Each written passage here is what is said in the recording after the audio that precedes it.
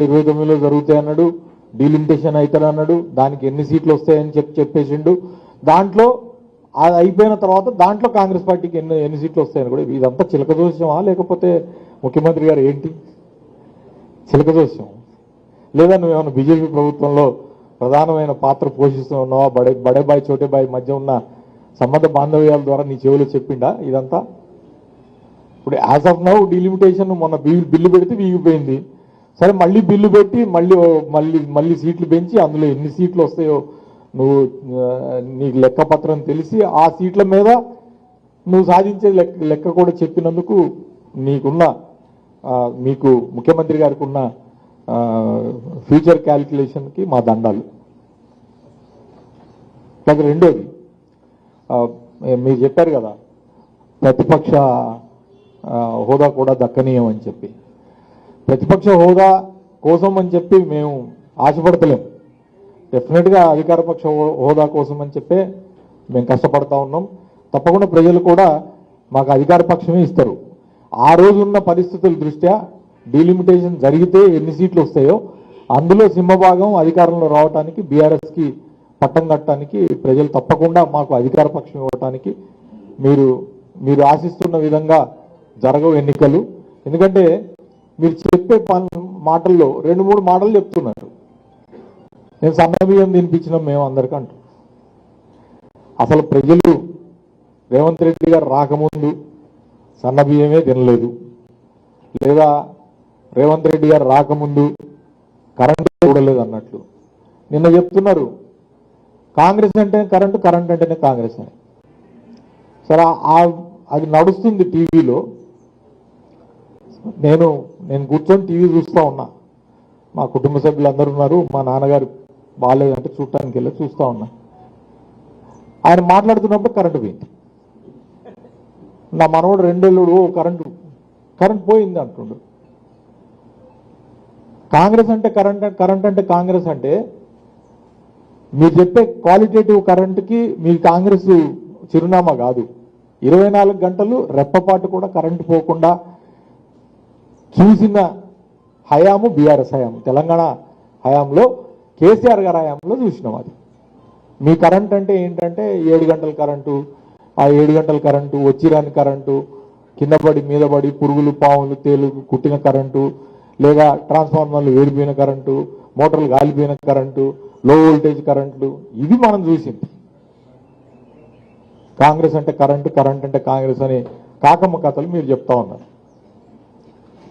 కాబట్టి మిత్రులు చెప్పిన ప్రశ్నలకి నేను సమాధానం ఇచ్చి ఉంటాను అనుకుంటా. వేరే ఇంకెవరైనా కూడా ఏదైనా క్వశ్చన్ ఏదైనా ఉంటే చెప్పండి.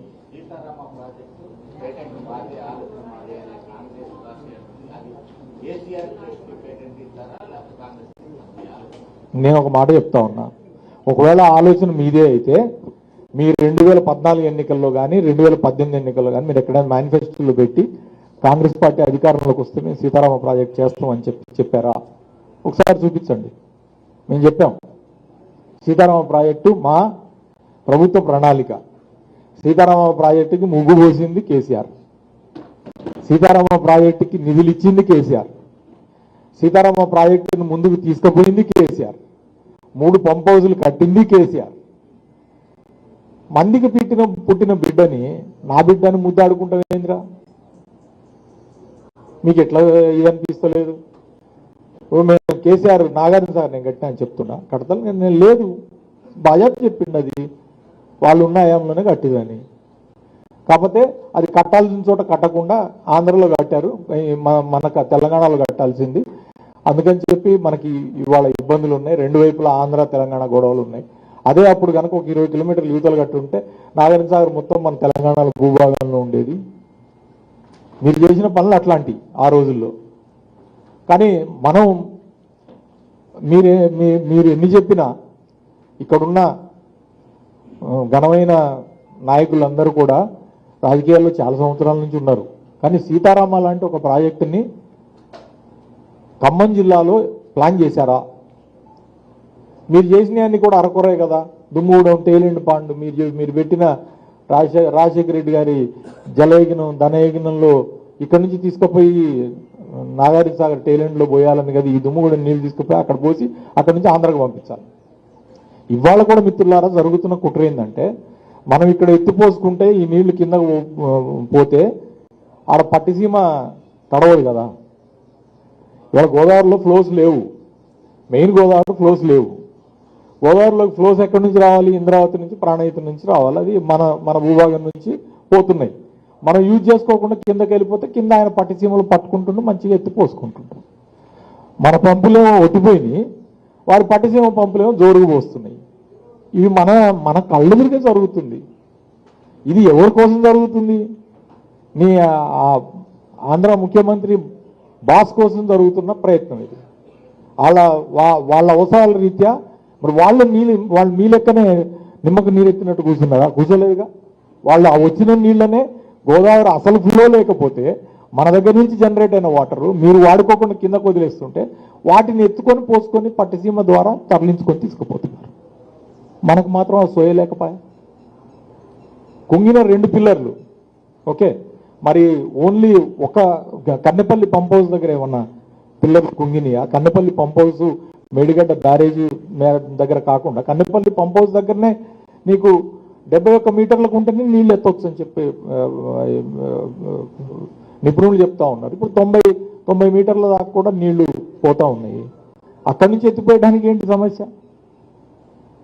మిత్రులారు, ఇంకోటి కాళేశ్వరం అనేది ఒక సమాహారం అనేది అనేక సార్లు కేసీఆర్ గారు చెప్పారు, హరీష్ రావు గారు చెప్పారు, మా ప్రభుత్వం కూడా చెప్పింది.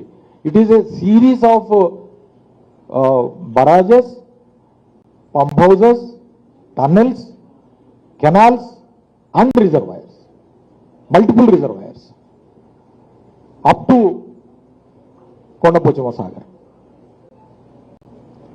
And also it helps in stabilizing the mid-Maner and the SRSP phase 2.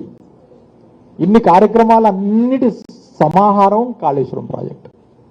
దాంట్లో 2 పిల్లర్లు కూల్ని అని దాన్ని బాగు చేయకుండా ఇప్పటికి 3 సంవత్సరాల పాటు మీరు నిమ్మకు నీరెత్తినట్టు ఉండి ఇవాళ అక్కడి నుంచి అక్కడ నీళ్లు నిలబడితే భద్రాచలం మునిగిపోద్దని చెప్పి ఒక పిచ్చి ప్రతిపాదన తీసుకొచ్చి ప్రజల్ని భయభ్రాంతులు చేయటం అన్నమాట.